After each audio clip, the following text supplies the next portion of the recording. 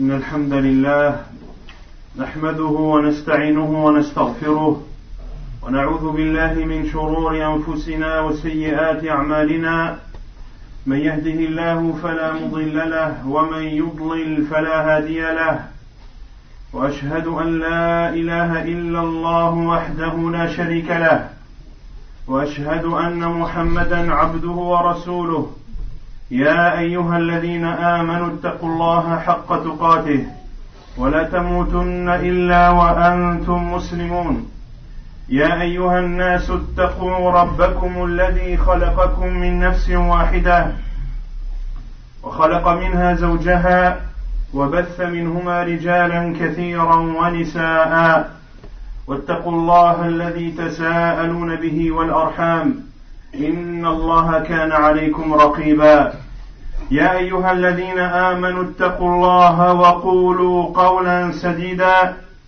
يصلح لكم أعمالكم ويغفر لكم ذنوبكم ومن يطع الله ورسوله فقد فاز فوزا عظيما أما بعد فإن خير الكلام كلام الله وخير الهدي هدي محمد صلى الله عليه وسلم وشر الأمور محدثاتها وكل محدثة بدعة وكل بدعة ضلالة وكل ضلالة في النار أما بعد يقول الله تبارك وتعالى في محكم تنزيله الله جل وعلا الذي رضي الكرامة والعزة للإنسان قال سبحانه يا بني آدم قد أنزلنا عليكم لباسا يواري سوآتكم ورشا ولباس التقوى ذلك خير ذلك من آيات الله لباس التقوى كله خير ذلك هو اللباس الذي يلبسه المؤمن والمؤمنة فيتقيان به ربهما لباس التقوى للمرأة المسلمة هو اللباس الذي يحفظ لها كرامتها وعزتها حياءها وعفتها فإن زينة المرأة العفة والحياء ومما يجب أن لا نغفل عنه وأن لا نجهله أن تستر المرأة لم ينفرد الإسلام وحده بتشريعه بل إن الحجاب قد اتفقت جميع الأديان السماوية على أنه فرض من فرائض الله تعالى على إمائه فلقد جاء في كتب الذين أوتوا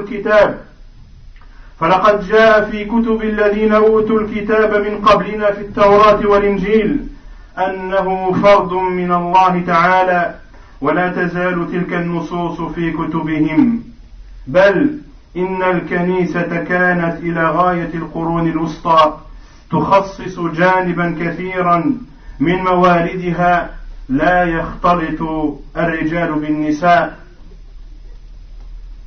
Allah subhanahu wa ta'ala qui veut pour l'humanité la puissance et le respect, Allah subhanahu wa ta'ala a dit dans Surat Al-A'raf ô enfants d'Adam, nous avons fait descendre sur vous un vêtement pour cacher vos nudités ainsi que des parures, mais le vêtement de la piété, voilà ce qui est meilleur.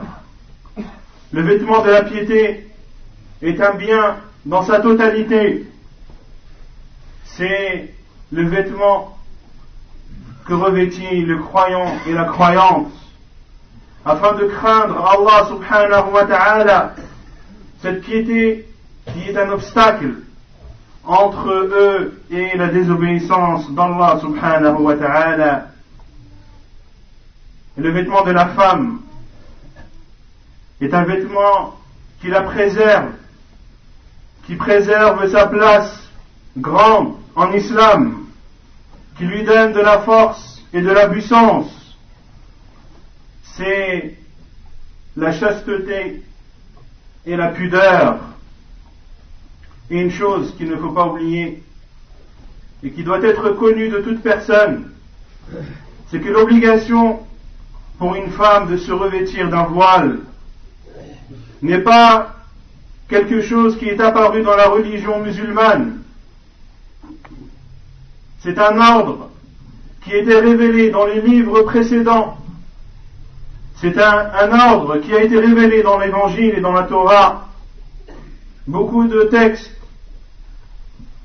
stipulent dans ces livres qui proviennent d'Allah subhanahu wa ta'ala, ceux qui ne sont pas falsifiés bien sûr, qui stipulent que c'est une obligation de la part d'Allah subhanahu wa ta'ala. ومما تجدر الإشارة إليه أن التبرج عقوبة من الله سبحانه، ولا أدل على ذلك من قوله تعالى وهو يقص علينا معصية آدم وحواء، قال تعالى فلما ذاقا الشجرة بدت لهما سوآتهما وطفقا يخصفان عليهما من ورق الجنة. Et sachez que l'exhibitionnisme et le fait de montrer sa nudité et de se dévoiler est un châtiment d'Allah subhanahu wa ta'ala, un châtiment par lequel il punit ses serviteurs.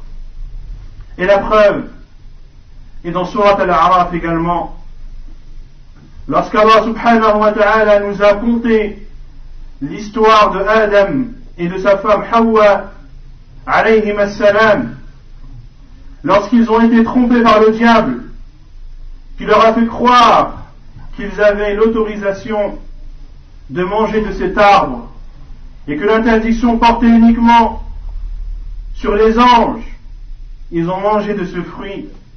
Et Allah Azza wa Jalla a dit, puis lorsqu'ils eurent goûté l'arbre, leur nudité leur devint visible, et ils commencèrent tous deux à y attacher des feuilles du paradis. Lorsqu'ils ont désobéi à Allah subhanahu wa ta'ala, Allah Azza wa Jalla a fait en sorte que la nudité de Adam alayhi salam et de sa femme Hawa apparaissent. Et ceci juste après avoir commis ce péché, et ils ont ensuite caché leur nudité en utilisant des feuilles parmi les feuilles du paradis. Et ceci est une des conséquences parmi les conséquences du péché. Mais les conséquences du péché sont beaucoup plus nombreuses et beaucoup plus néfastes. Et c'est également, entre autres à cause de ce péché, que Adam alayhi salam et Hawa alayhi salam ont été envoyés sur terre. Il ne leur a plus été permis de vivre au paradis. ثم اعلموا أن كفار العرب في الجاهلية كان من مكارم أخلاقهم كما تذكر أشعارهم ستر المرأة وتحجيبها. ثم جاء النبي صلى الله عليه وسلم فأتمها وقومها وكمل نقصها، فقد كان الشواذ يطوفن بالكعبة وهن عريانا، فأزال الإسلام بهديه ذلك الانحطاط الكبير، فقال تعالى يا بني آدم خذوا زينتكم عند كل مسجد. أما الشائع في ذلكم الزمان فهو أنهن كن يخرجن ويبدو منهن شيء من نحورهن وهو أسفل الرقبة، فأنزل الله تبارك وتعالى وقرن في بيوتكن ولا تبرجن تبرج الجاهلية الأولى. هذا هو التبرج الذي أنكره الله تبارك وتعالى عليهن واعتبره عودة إلى الجاهلية الأولى، فما عسانا أن نقول عن تبرج نسائنا اليوم. Et sachez également que le fait qu'une femme se voile faisait aussi partie des bons comportements et des mœurs des polythéistes avant l'arrivée de l'islam. comme ceci est présent dans bon nombre de leurs poèmes. Puis le prophète sallallahu alayhi wa sallam a été envoyé pour parfaire et pour compléter cet ordre aux femmes de se voiler. Et à l'époque du prophète sallallahu alayhi wa sallam, les femmes qui venaient en pèlerinage avant l'arrivée de l'islam, avant que l'islam n'arrive, les femmes qui venaient ainsi que les hommes en dehors de la Mecque afin d'accomplir le pèlerinage faisaient les tournées autour de la Kaaba en étant tout nus. Et s'ils voulaient s'habiller, il fallait que les vêtements proviennent des gens de la Mecque. Quant à leurs vêtements à eux, ils devaient les enlever s'ils désiraient tourner autour de la Kaaba. Allah subhanahu wa ta'ala a aboli cette coutume néfaste et a dit subhanahu, ô fils d'Adam ou ô enfant d'Adam, dans chaque lieu de prière, portez votre parure, c'est-à-dire vos vêtements. Et un verset de Surat Al-Ahzab, lorsqu'Allah subhanahu wa ta'ala a dit, et restez dans vos maisons en s'adressant aux femmes, et ne vous exhibez pas comme les exhibitions pendant la période anté-islamique. Et ceci car certaines d'entre elles laissaient apparaître une partie de leur cou. Que dire alors de nos femmes aujourd'hui qui ne laissent pas seulement apparaître leur cou, mais bien plus encore, wal-'iyadu billah. Wa adillatu hijab al-mar'a wa satruha في القرآن والسنة أكثر من أن يحصى وأعظم من أن تستقصى ولكن يكفي أن نذكر جوامع الكلم منها. قال الله تعالى ولا تبرجن تبرج الجاهلية الأولى.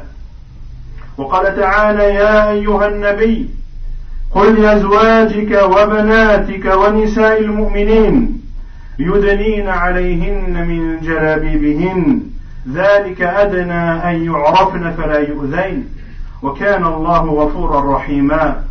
وقال عز وجل وليضربن بخمرهن على جيوبهن ولا يبدين زينتهن يدنين عليهن من جلابيبهن أي تلمه على نفسها حتى لا يظهر شيء من جسدها ويضربن بخمرهن فلا يبدو شيء من شعرها أو نحرها. Et les textes dans le Coran et dans la Sunna du prophète sallallahu alayhi wa sallam qui ordonnent à la femme de se voiler sont extrêmement nombreux. Et dans ce discours, nous allons citer quelques-unes ou quelques-uns de ces textes. Allah subhanahu wa ta'ala a dit dans le Coran, en s'adressant aux femmes, وَلَا تَبَرَّجْنَا تَبَرُّجَ الْجَاهِلِيَّةِ الْأُولَى. Et ne vous montrez pas, c'est-à-dire ne vous dévoilez pas comme se dévoilaient les femmes avant l'arrivée de l'islam. Et Allah Azza wa Jalla a dit à son envoyé sallallahu alayhi wa sallam, ô prophète, dis à tes femmes, à tes filles et aux femmes des croyants de rabattre sur elles un long voile qui recouvre leur corps. Et Allah subhanahu wa ta'ala a dit également dans Surat An-Nur, Surat Al-Lumière, et qu'elles rabattent sur elles leur voile, et qu'elles rabattent leur voile sur leur poitrine, et qu'elles ne montrent pas leur beauté. Puis Allah Azza wa Jalla a cité les exceptions à cela, sauf à leur mari, à leur père, à leur frère, au fils de leur frère, etc., etc. وقال عليه الصلاة والسلام صنفان من أهل النار لم أرهما قوم معهم صيات كأذناب البقر يضربون بها الناس ونساء كاسيات عاريات مائلات مميلات رؤوسهن كأسنمة البخت المائلة لا يدخلن الجنة ولا يجدن ريحها وإن ريحها ليوجد من مسيرة كذا وكذا. ونريد أن نعرف معنى قوله صلى الله عليه وسلم كاسيات عاريات، ولا بد أن نبين هذا، لأن كثيرا من النساء يحسبن أنفسهن متحجبات وهن لسن كذلك، مثلهن كمثل المسيء صلاته الذي صلى أمام رسول الله صلى الله عليه وسلم وأساء وأخطأ في صلاته، فقال له النبي صلى الله عليه وسلم ارجع فصلي فإنك لم تصلي. فنقول لهؤلاء النساء ارجعنا فاسترن أنفسكن فإنكن غير مستورات.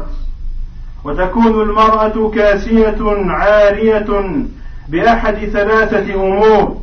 أما الأمر الأول بأن يكون لباسها قصيرا لا يستر جميع البدن فهذه كاسيات عارية. وثانيا بأن يكون شفافا غير سميك ولو كان طويلا فهذه أيضا كاسية عارية.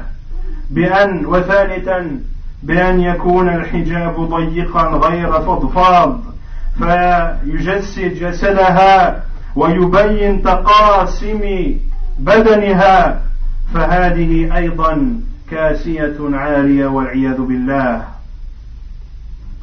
Et le prophète sallallahu alayhi wa sallam a dit deux catégories de personnes parmi les gens de l'enfer que je n'ai pas encore vus. Des gens qui auront des fouets comparables à des queues de vache avec laquelle ils frapperont les gens, et des femmes qui sont vêtues nues, qui sont désobéissantes à Allah subhanahu wa ta'ala, c'est-à-dire qu'elles sont sorties de l'obéissance d'Allah subhanahu wa ta'ala, à savoir de se recouvrir d'un voile. Elles sont désobéissantes, mais ne se contentent pas uniquement d'être désobéissantes. Elles appellent les autres femmes à désobéir comme elles.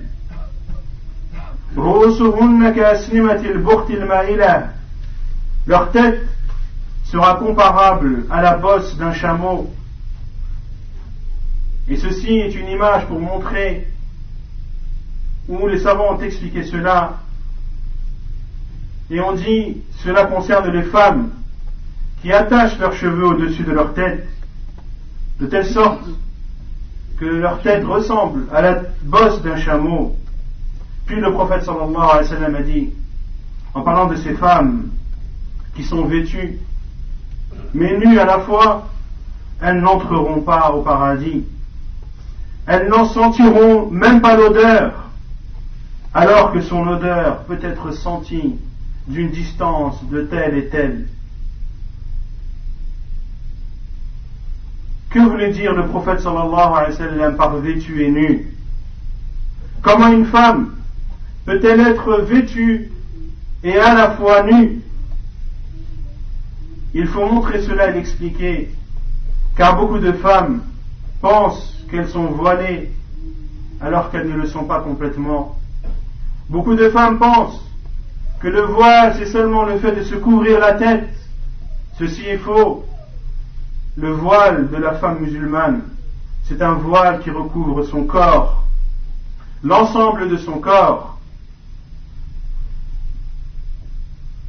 Et les savants de l'islam ont dit que 3 catégories de personnes ou de femmes entrent dans ce qu'a qualifié le prophète sallallahu alayhi wa sallam comme étant vêtues mais nues.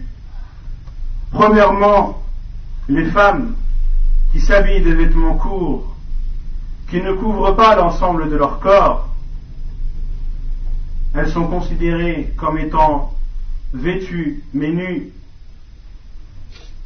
Deuxièmement, entrent dans cela les femmes qui portent des vêtements transparents ou des vêtements qui ne sont pas opaques, même s'ils sont longs, elles sont considérées comme étant vêtues mais nues.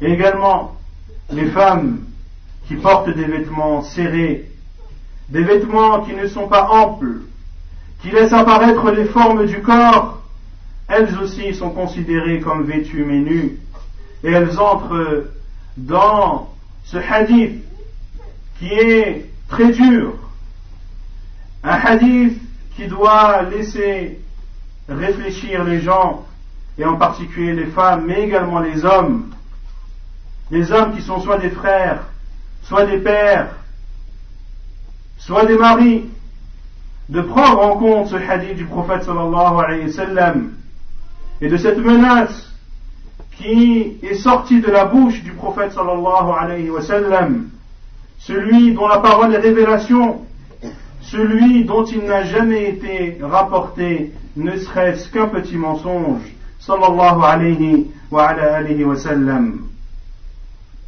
ثم اعلموا أن الجنة أم الأمنيات وأعظم المرجوات، الجنة التي تذكرتها المسلمة هان عليها كل شيء، هان عليها كل شيء في سبيلها.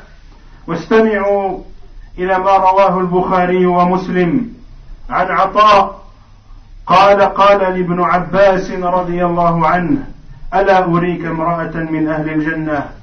قلت بلى. قال: هذه المرأة السوداء أتت النبي صلى الله عليه وسلم فقالت: إني أسرع وإني أتكشف فادعوا الله لي. فقال النبي صلى الله عليه وسلم: إن شئت صبرت ولك الجنة وإن شئت دعوت الله أن يعافيك. قالت: أصبر. فقالت: إني أتكشف فادعوا الله لي أن لا أتكشف. وفي روايات قالت: إني أخاف هذا الخبيث أن يجدرني، فدعا لها النبي صلى الله عليه وسلم. انظروا حرص المرأة المسلمة على الجنة، يهون عليها صرع العفاريت ولا ترضى أن يبدو شيء من بدنها رضي الله تعالى وأرضاها. Le paradis est le but ultime de chacun d'entre nous. Et la femme musulmane qui se rappelle le paradis et les délices et les plaisirs qu'Allah subhanahu wa ta'ala y a préparés et réservés pour ses pieux croyants et croyantes, eh bien tous les obstacles de cette vie d'ici-bas deviennent facilités et sont de ce fait très facilement surmontables. Al-Bukhari rapporte, selon Ata, qui était un des élèves de Abdullah ibn Abbas, Ata qui a dit: Abdullah ibn Abbas m'a dit un jour: veux-tu que je te montre une femme parmi les femmes du paradis? Il a dit oui, et Abdullah ibn Abbas lui a montré alors une femme noire et lui a dit qu'elle est venue vers le prophète sallallahu alayhi wa sallam. Il lui a dit: ô envoyé d'Allah, je suis pris d'épilepsie et je me dévoile pendant cette crise. Invoque Allah subhanahu wa ta'ala en ma faveur afin qu'il m'accorde la guérison. Et le prophète sallallahu alayhi wa sallam lui a dit: si tu patientes, tu auras le paradis, et si tu désires que j'invoque en ta faveur, alors je le ferai. Et cette femme, radiallahu anha, a dit: je patiente, ô envoyé d'Allah, je patiente dans cette maladie, mais invoque Allah subhanahu wa ta'ala afin que je ne me dévoile plus pendant ces crises. Et le prophète sallallahu alayhi wa sallam a alors invoqué en sa faveur. Regardez la motivation et le courage de cette femme musulmane qui déteste se dévoiler même pendant des crises d'épilepsie dans lesquelles elle n'a plus le contrôle de son corps. Et Allah subhanahu wa ta'ala ne prendra pas en compte son dévoilement durant cette phase ou durant ces crises. Mais malgré cela, cette femme musulmane qui craint Allah subhanahu wa ta'ala déteste se dévoiler et déteste montrer sa beauté à autre personne que celle autorisée dans notre noble religion. أقول قولي هذا وأستغفر الله.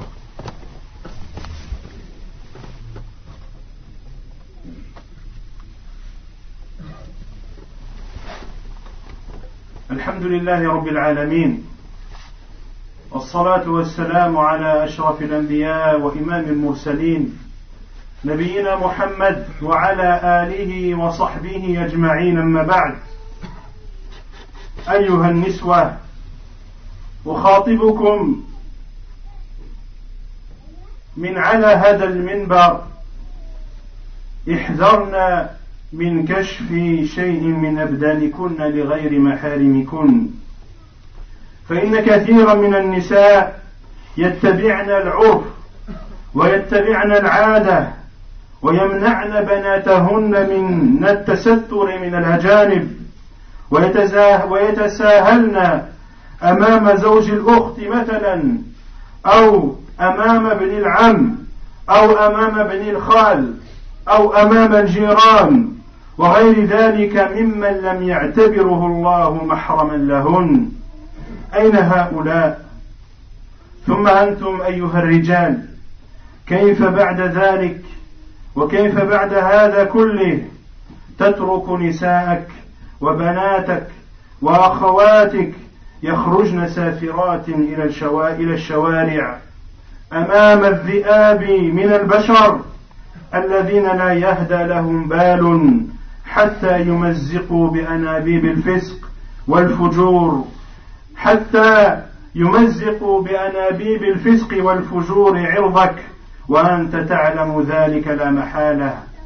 أيها المسلمون، اتقوا الله سبحانه وتعالى واعلموا أن الله عز وجل يقول: قوا أنفسكم وأهليكم نارا وقودها الناس والحجارة عليها ملائكة غلاظ شداد لا يعصون الله ما أمرهم ويفعلون ما يؤمرون.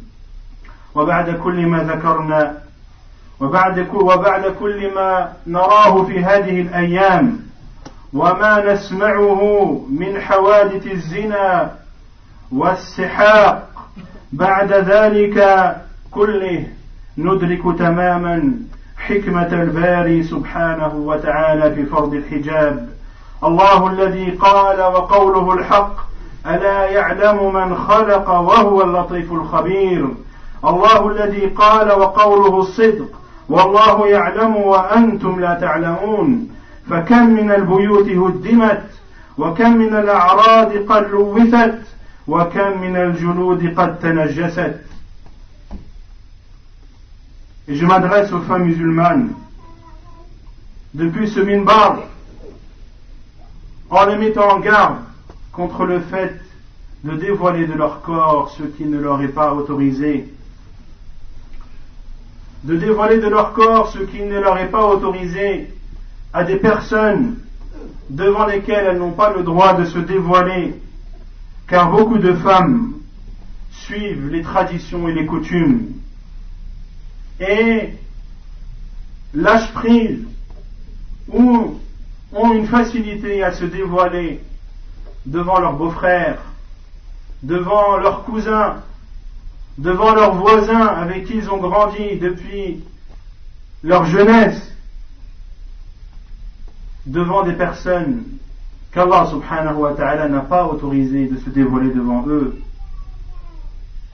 Et également un message aux hommes qui, après avoir écouté ces versets et ces hadiths du prophète sallallahu alayhi wa sallam, laissent leurs filles, leurs sœurs et leurs femmes sortir dévoilées dans les rues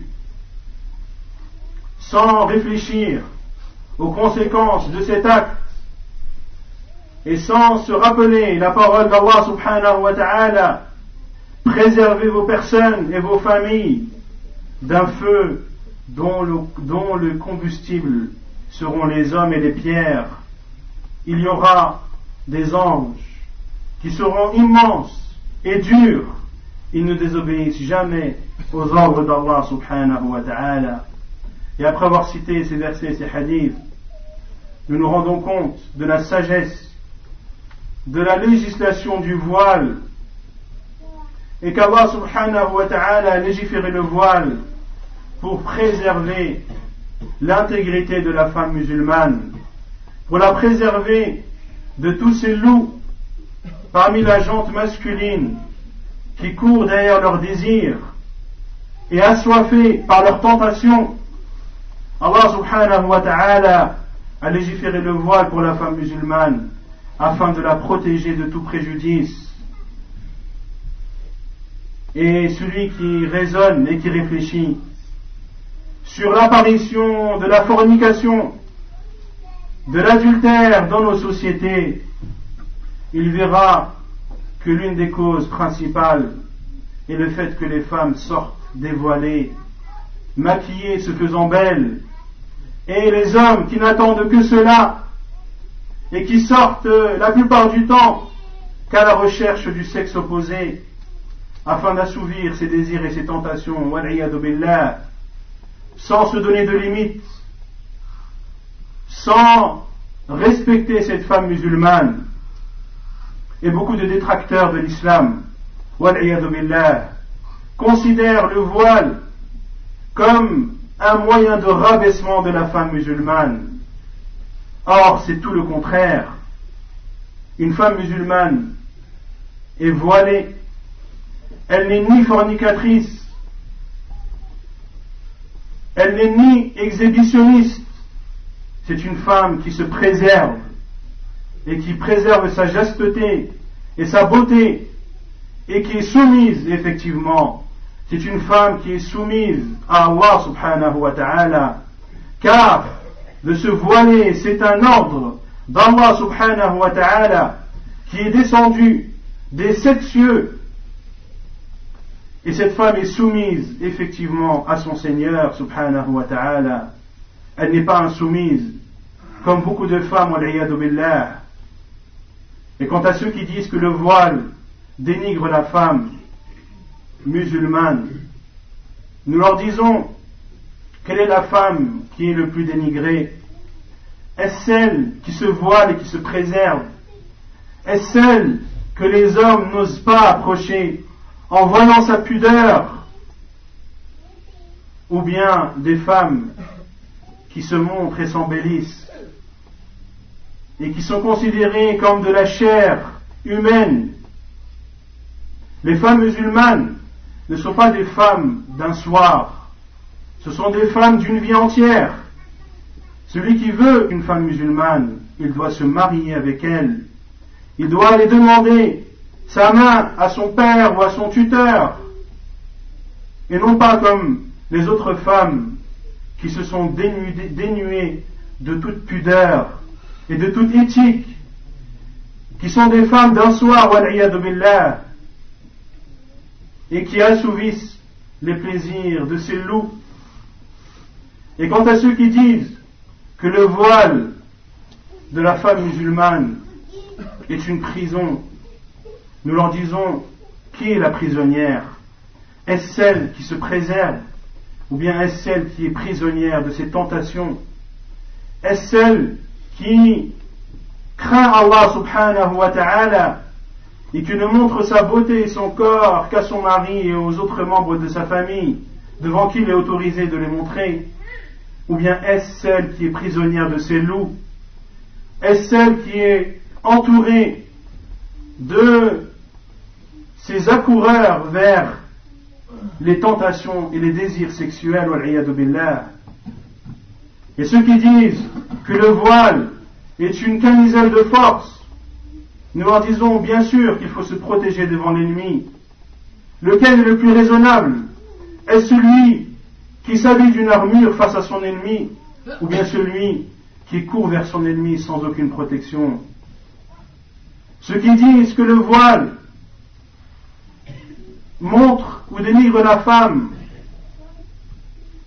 et que l'islam appelle à l'inégalité entre les hommes et les femmes, nous leur disons: soit vous êtes jaloux, ou bien alors vous êtes ignorant de l'islam, vous ne connaissez pas l'islam, et nous vous invitons à apprendre cette noble religion. L'homme et la femme ont à la fois une physionomie et une psychologie différentes. Et Allah subhanahu wa ta'ala a légiféré à chacun de ces sexes, à chacun de ces deux sexes, des jugements qui lui sont propres. La femme, ne lui est-elle pas interdit de prier pendant ses menstrues? L'homme, ne lui est-il pas obligé de subvenir aux besoins de sa famille? Celui qui a l'obligation de subvenir aux besoins de sa famille, de nourrir, de loger et de vêtir sa famille, c'est l'homme, et l'homme uniquement. Ce n'est en aucun cas une obligation pour la femme. Il y a donc des jugements qui sont spécifiques aux hommes, d'autres qui sont spécifiques à la femme, et les obligations sont au même nombre que les devoirs en islam, et ceci pour les hommes comme pour les femmes. Quant au jugement devant Allah subhanahu wa ta'ala, les femmes et les hommes seront égaux. Allah subhanahu wa ta'ala dit dans le Coran, quiconque fait une mauvaise action ne sera rétribué que par son pareil, et quiconque parmi les hommes et les femmes fait une bonne action tout en étant croyant, alors ceux-là entreront au paradis pour y recevoir leur subsistance. Les femmes et les hommes en islam seront égaux devant Allah Azza wa Jal. Ils devront rendre compte de façon identique de leurs actes. Allah subhanahu wa ta'ala dit, les musulmans et musulmanes, les croyants et croyantes, obéissants et obéissantes, les loyaux et les loyales, les endurants et les endurantes, les craignants et les craignantes, les pieux et les pieuses, les donneurs et les donneuses d'aumônes, les jeûnants et les jeûnantes, les gardiens de leur chasteté, ainsi que les gardiennes, ceux qui invoquent les invocateurs souvent d'Allah et les invocatrices. Allah a préparé pour eux, c'est-à-dire pour ces hommes et pour ces femmes, au même degré, Allah a préparé pour eux un pardon et une énorme récompense. Les hommes et les femmes musulmans sont donc égaux devant Allah subhanahu wa ta'ala, si ce n'est qu'il y a des obligations et des devoirs qui incombent à chacun, et ces devoirs et ces obligations ne dénigrent ni l'un ni l'autre. Prenez donc garde à toutes ces attaques qui se font sur notre noble religion, des attaques infondées de personnes qui parlent de la religion d'une façon qui est risible. À les entendre, on a envie de mourir de rire, tellement ils sont ignorants, ils ne savent pas de quoi ils parlent, et ils ont comme cible unique l'islam, mais ils oublient qu'Allah subhanahu wa ta'ala a agréé comme seule religion l'islam, et qu'Allah subhanahu wa ta'ala a préservé sa religion et la préservera jusqu'au jour du jugement, et que ceux qui frappent sur les musulmans sachent que les musulmans sont comme un clou. Plus on tape dessus, et plus ils s'enfoncent et ferment dans sa religion. نسأل الله تبارك وتعالى أن يرينا الحق حقا وأن يرزقنا اتباعه وأن يرينا الباطل باطلا وأن يرزقنا اجتنابه ونسأل الله تبارك وتعالى أن يرزق للمسلمات الحياء والحشمة وأن يحفظهن من التبرج ومن كيد الأعداء إنه سبحانه وتعالى ولي ذلك والقادر عليه وصلى الله وسلم وبارك على نبينا محمد وعلى آله وصحبه أجمعين وآخر دعوانا أن الحمد لله رب العالمين.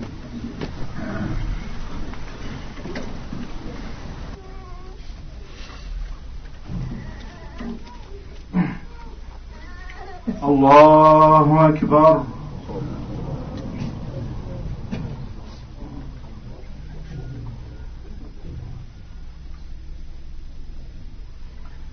الحمد لله رب العالمين الرحمن الرحيم مالك يوم الدين إياك نعبد وإياك نستعين اهدنا الصراط المستقيم صراط الذين أنعمت عليهم غير المغضوب عليهم ولا الضالين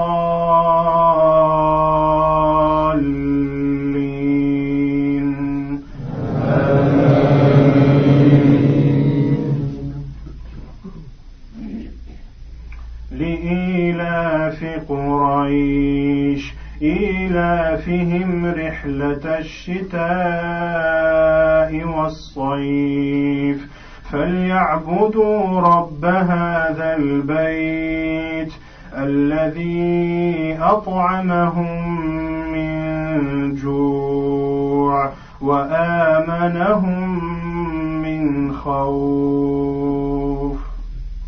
الله أكبر.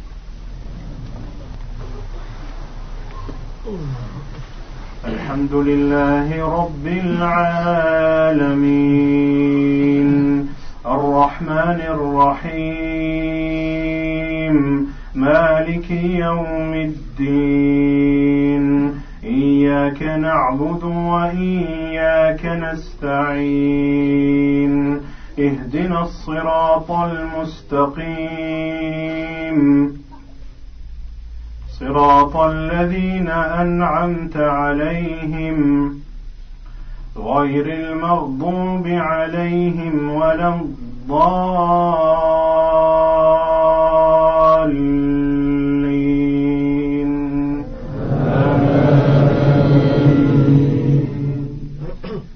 أرأيت الذي يكذب بالدين فذلك الذي يدع اليتيم ولا يحض على طعام المسكين فويل للمصلين الذين هم عن صلاتهم ساهون الذين هم يراءون ويمنعون الماء